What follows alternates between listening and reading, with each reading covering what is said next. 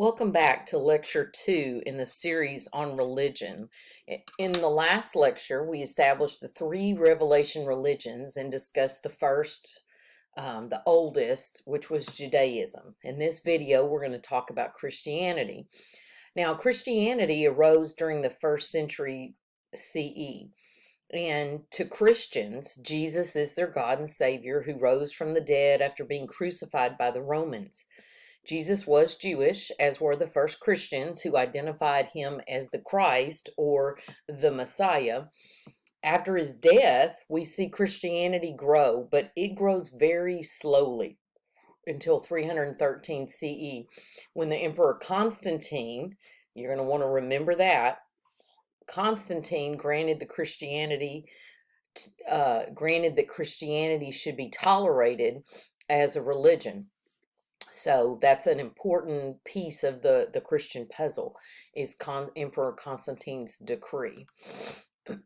Now, there is a connection in Christianity back to that Greco-Roman background. So again, remember, we're going back in that timeline.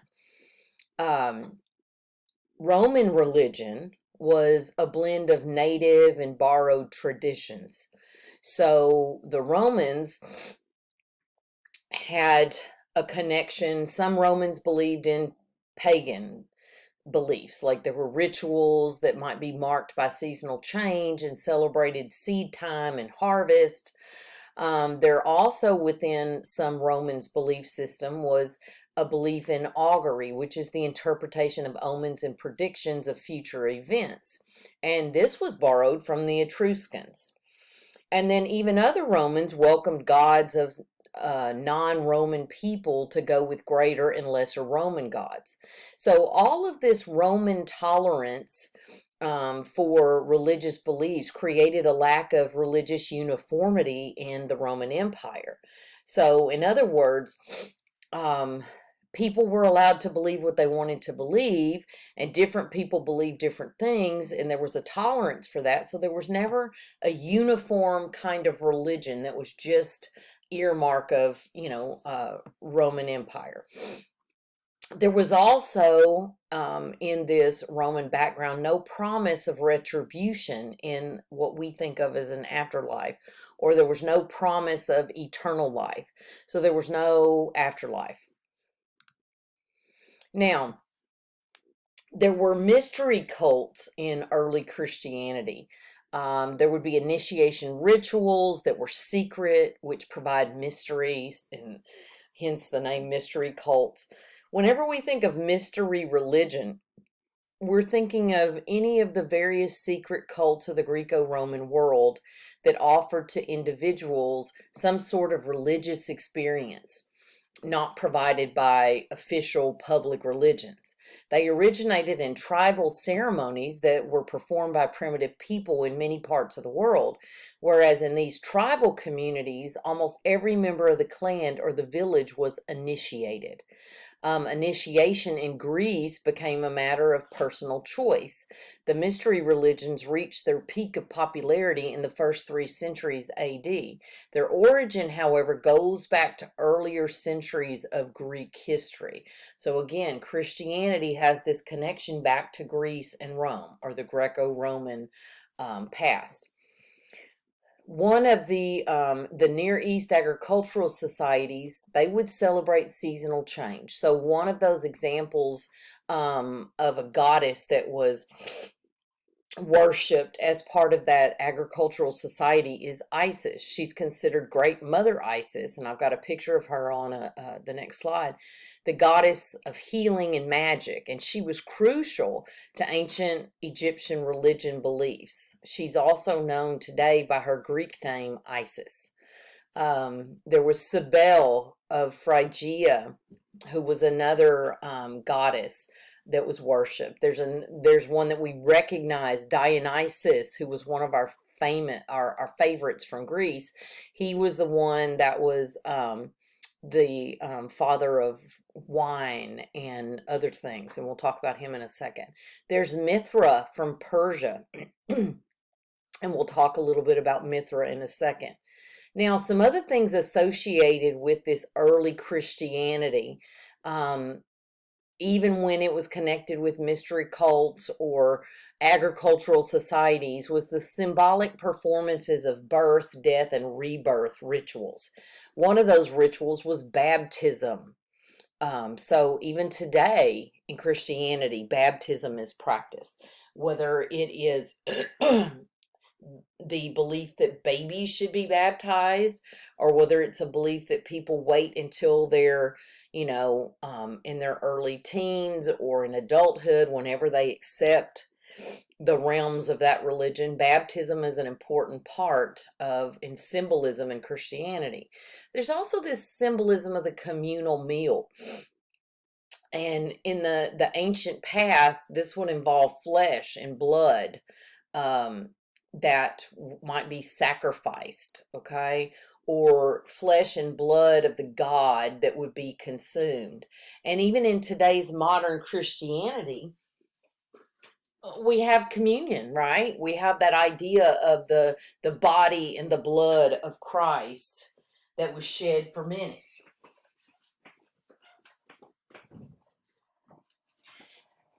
So let's take a look at some of these famous ones, just a couple. Isis, there's a picture of her. She was considered the goddess of healing and magic, and the Great Mother. Remember, we talked a lot about that Great Mother concept. There's that image of Dionysus. He was that ancient Greek god of wine, winemaking, grape cultivation, fertility, ritual madness, theater, and religious ecstasy. And then there's the image of Mithra. He was considered the god of light. Now, there's some direct connections between what we know about him and some of the practices of Christianity today. He was the one that came up with that communal meal of bread and wine. And so people that would worship Mithra would have that communal meal, okay? His birth is on December 25th. Well, in Christianity, we celebrate the birth of Jesus on what? December 25th. So definitely you see how some of these early beliefs, even in pagan gods and things such as that, have common threads that we see in Christianity. So Christianity is kind of like borrowed from several different things in order to create what we know as Christianity.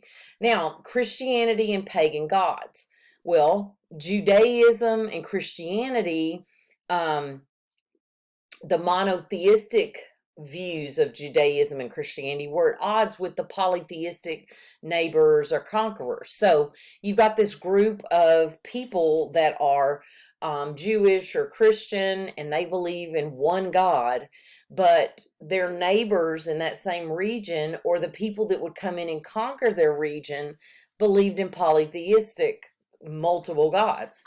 So there are elements, though, in both of those. Like the Son of God is like Apollo. The resurrection is like the story of Orpheus. God the Father is a lot like Zeus or Kronos. The Virgin Mary is a lot like Aphrodite or Persephone or Artemis.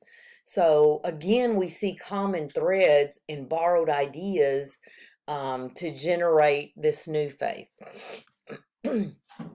So let's talk about Judeo before Jesus, okay? Judea was experiencing troubled times in the Jewish population. It was a difficult time for them. There were spiritual values that were being threatened by a secular empire. There was discord within the Jewish population.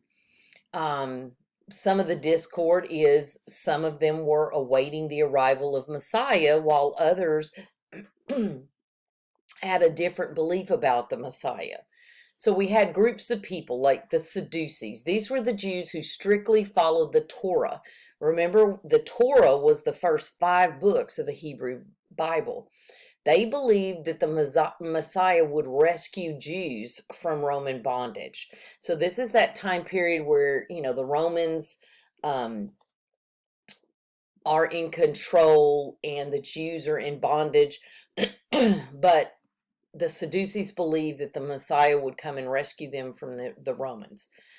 Then there were the Pharisees. This was a scribal class of rabbis. Okay, so scribes were people that could write down and translate the words from the religious documents, right? And rabbis were the religious leaders, if you will. So this scribal class of rabbis who anticipated a spiritual redeemer. The righteous would be receive eternal salvation when this spiritual redeemer arrived, but the wicked would be damned for life. They would live a life of damnation. Maybe that concept of hell was available then. So they believed that people had to live their lives based on being righteous and not wicked. And then there were the Essenes. This was an all-male group or sect, okay? This is a lot like what we know of like a priest or monks, all right? They renounced their worldly possessions. They lived a life of strict self-denial. They preserved 942 texts that include the oldest part of the Hebrew Bible and the Dead Sea Scrolls. These Dead Sea Scrolls were literally found in a cave where the Dead Sea had, near the Dead Sea. And in these scrolls, there was the forecast of an apocalyptic age that would be marked by the coming of the teacher of the truth. Okay. So if we look at Judea as a whole at this time period, the climate of religious expectation was there. And the climate with unrest and everything else was receptive to the appearance of a very charismatic leader. It was the perfect time. The environment, the climate, the life situation is at a place where people are ready to receive this idea of a Messiah, whether they call it the Messiah or whether they just think it's a charismatic leader. Which leads us to the coming of Jesus. All right. Now, this is a picture of the famous Sermon on the Mount. Now, remember that the Old Testament of the Christian Bible is basically the Hebrew Bible. Okay. The New Testament tells of the coming of Jesus. Now, the Jews do not believe that Jesus is the Messiah. They don't believe that he's come yet. So obviously they don't have a New Testament. Now, the first 4 books, Matthew, Mark, Luke, and John of the New Testament, are called the Gospels. These are writings that describe the life and the teachings of Jesus. And each one of these individuals, having known Jesus, wrote their own account of the life and teachings of Jesus. So each of them has a different perspective.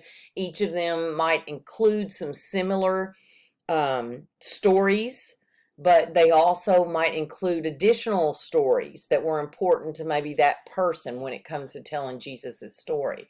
Now, the Gospels recount the revelations of God to Jesus. So you have things like after Jesus is baptized in the River Jordan by John the Baptist, and he comes out of the water and there's this, enlightenment that happens. You also get in those Gospels the life of the inspired teacher and healer that Jesus was. He's a charismatic reformer of Judaism. Jesus embraced ethical principles, those ethical principles of Judaism. Okay, remember he was Jewish, all right? He was raised in those principles of Judaism, and he emphasized pacifism and anti-materialism. His famous Sermon on the Mount, okay, that is referenced in that picture. From that, we get some of these common Christian ideals: the love your neighbor as yourself, accept persecution with humility, pass no judgment on others, treat others as you would have them treat you. The golden rule, right? Jesus goes on to be condemned as a threat to stability because the laws that were in place, the principles of religion up to this time, he is a threat to that stability. He is teaching a little bit different teachings. His focus is a little different, and that's a threat to people in power. He's put to death by the Roman governor Pontius Pilate, and we know the story. 3 days after he dies, he's resurrected. Also, in the coming of Jesus, we see an early representation of a redeemer, a protector, that image of the good shepherd to describe him, someone who's leading Christians, not overpowering them, but just providing that opportunity for them to follow. Now, there's another co-founder of Christianity, and that's Paul, formerly known as Saul. Now, again, Christians and those that followed Jesus were persecuted by the Romans. They were treated horribly. Paul ends up in jail. You see the shackles around his feet and off on this area, which is cut off in the picture, but it is a prison door. Paul, even when he's imprisoned multiple times and for years at a time, he still continues to write and to attempt to reach people and convert people. The apostles claimed that resurrection anticipated a second coming. Again, that Jesus was the Messiah and that he came, but that he will be coming again to get everyone and carry them to the afterlife. There's only a small part of Judean population that became Christian in those first 100 years after his death. We talked about this being a slow process, and it most definitely is a slow process. Paul taught that Jesus was a reformer of Judaism. And through his writings, that message of Jesus gained widespread appeal. More and more people that may not have encountered Jesus could know about him and his message through the writings of people like Paul. There were, in Paul's writings, we see things like Jesus's act of atonement, those themes and ideas of redemption and eternal salvation, everlasting life. Remember, all of these would be very appealing to people that are not living their best life. Now, when we talk about that New Testament of the Bible, we've got those first 4 chapters that we mentioned that were Gospels, Matthew, Mark, Luke, and John. We've got Acts of the Apostles, letters of Paul, in addition to Romans and all of these various writings of Paul. We have other chapters. Sorry, I went one too far. A lot of other chapters as well, right up through the book of Revelation. So Christianity is spreading. It's just a very slow process. And you see the Byzantine Empire in yellow, okay? So you see Milan, all of Italy. You see all of these areas surrounding this. This was all part of the Byzantine Empire. Now, many factors influenced the growing receptivity to Christianity within the Roman Empire. There were large gaps between those who were rich and those who were poor. There was an increasing impersonalism, like not encouraging people to be individuals and have their own personalities. There was bureaucratic corruption. And in the midst of all this, there were also these assaults that were going on by the Germanic tribes. Jesus's message was very easy to understand. It was also accessible to all. Didn't matter whether you were rich or poor. And it was free of regulations and costly rituals. All of these, again, are very important aspects and very appealing to people at a time when they really needed it. A unique feature of this growing receptivity is the historical credibility too. You could trace the history of Jesus through these writings, and it was something tangible. So, in the spread of Christianity, there's a very, very important document or a declaration, and it was called the Edict of Milan. Emperor Constantine, okay, and we mentioned him earlier, he's the one that issued this Edict of Milan. In this edict, he granted toleration of Christianity. In fact, he converted to Christianity.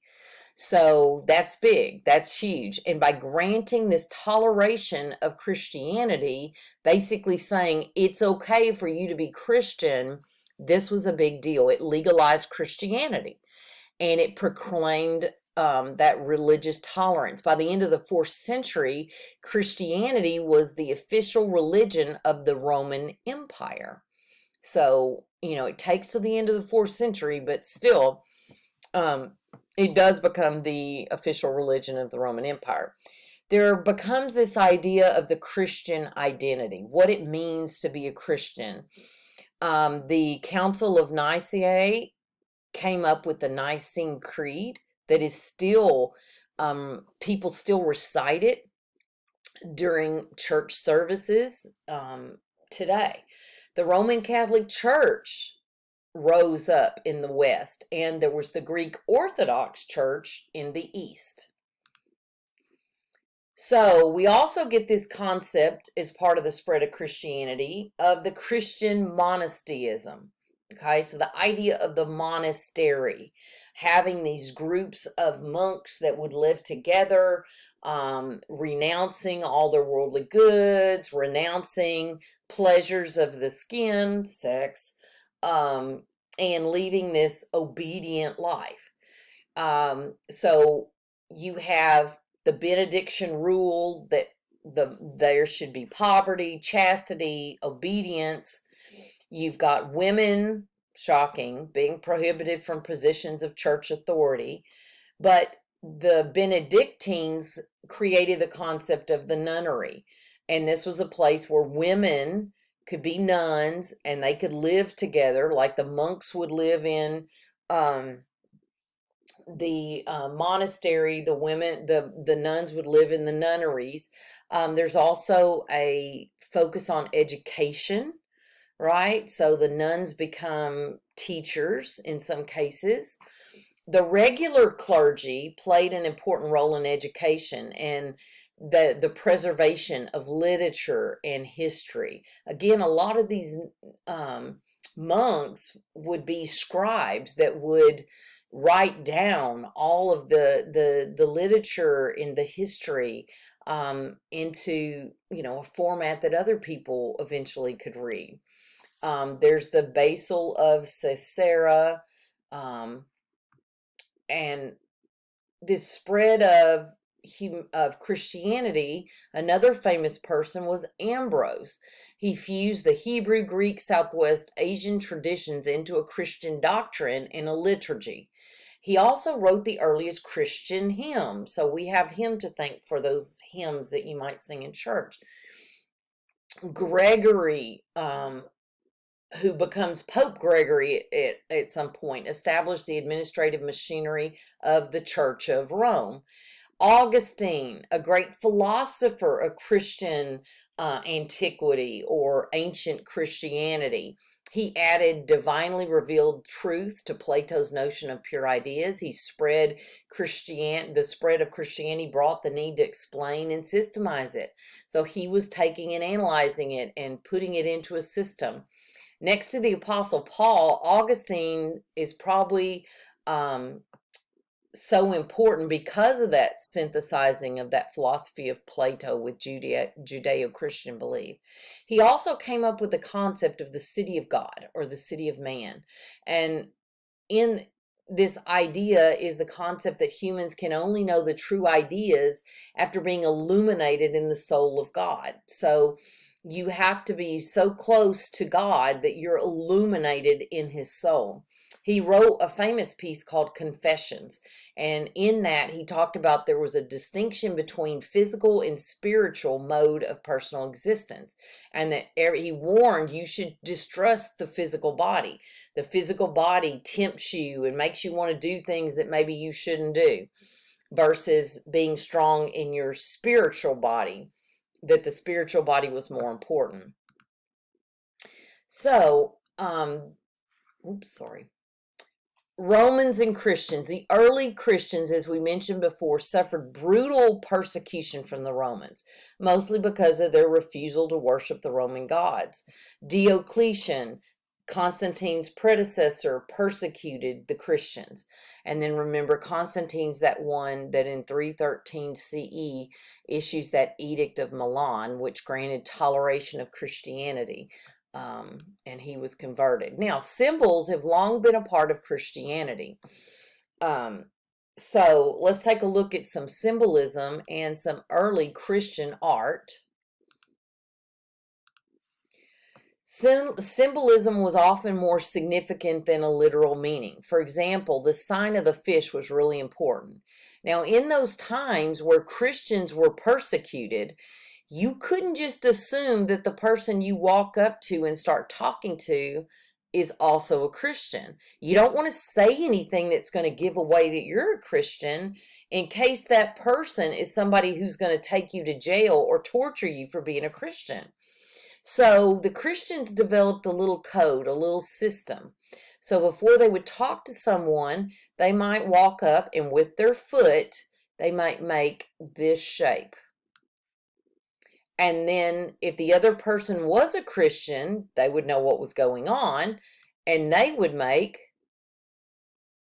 this shape, which creates this image of a fish.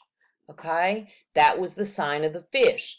If both of those people had that code and each of them completed that picture, then you were free to talk to that person about your faith and talk to them as another Christian. There's the symbol of the Alpha and Omega. And in the Bible, it is said that God is the Alpha and the Omega.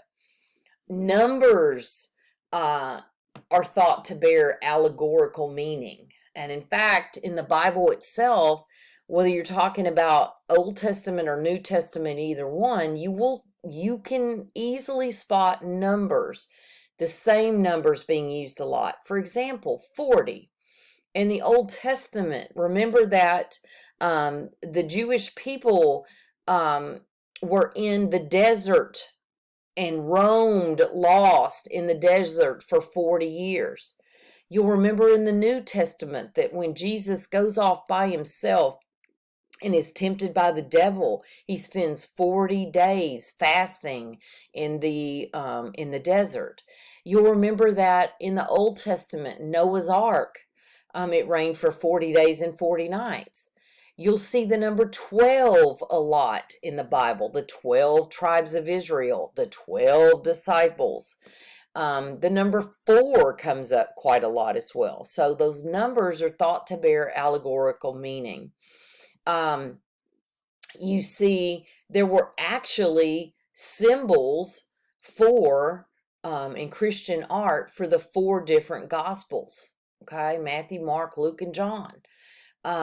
Crosses became part of the Christian symbolism. And today, I mean, we still look at crosses as symbolic.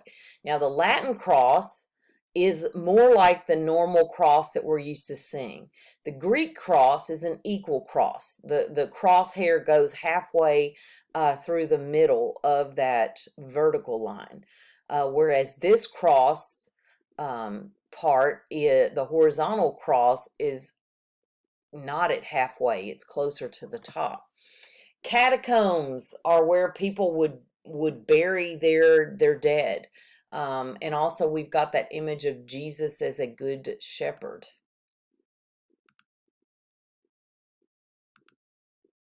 No, wait, I've got to, sorry. All right, here we go.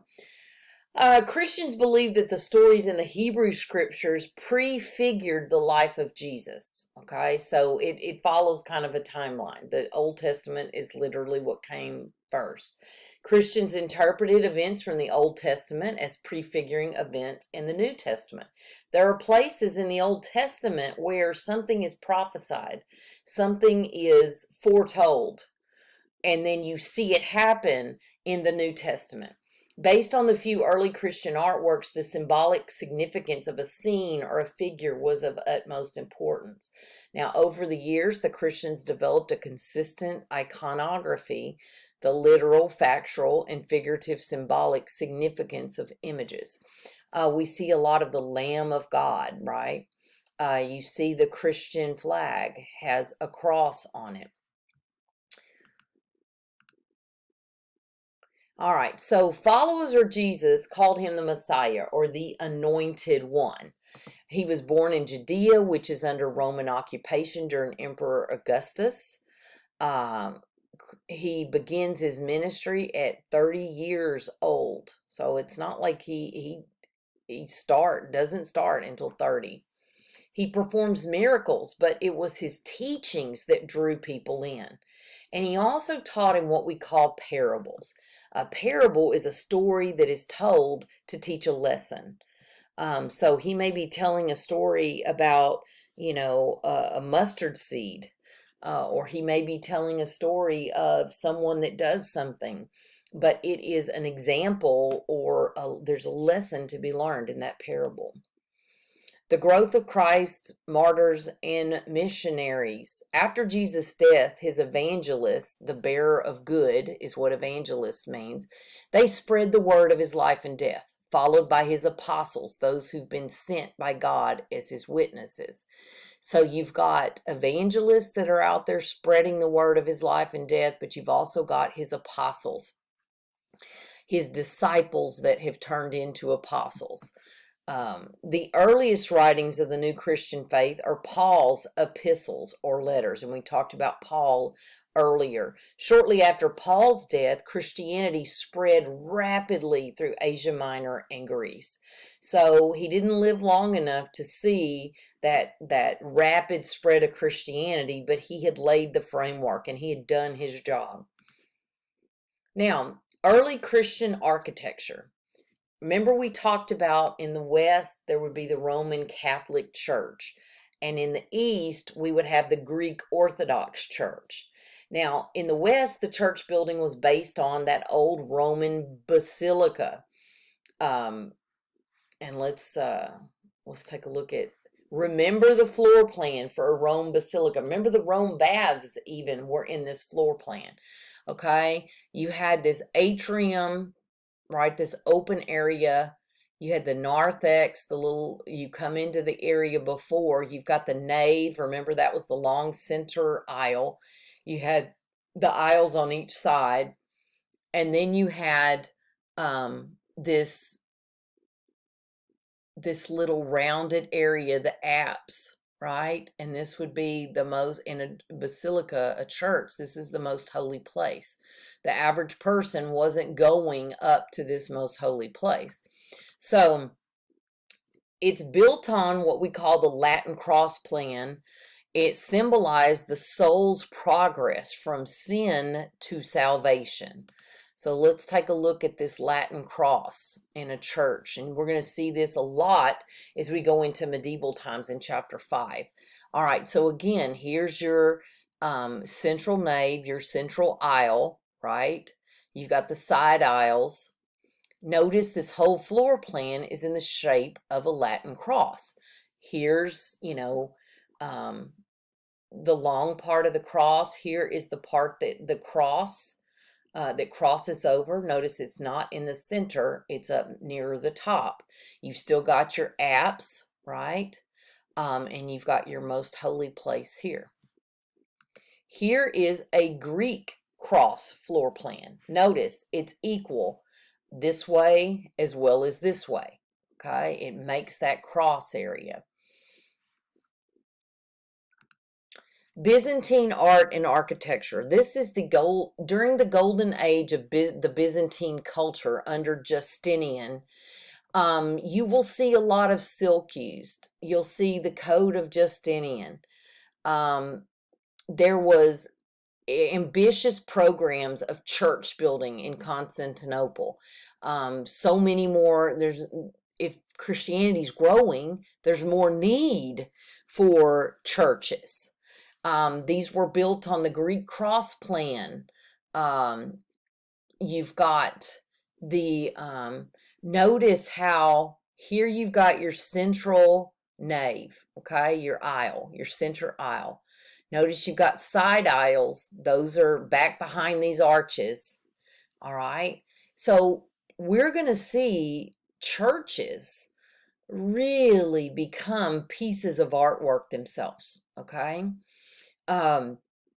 Look at this church to the right. You see a lot of, frescoes on the wall. You see beautiful columns, right, with decorative, all kinds of decorative elements on the arches. Again, here's that center aisle. Here are those side aisles, right? But churches are going to start becoming a wonderful work of art. Now, this concludes our lecture on Christianity.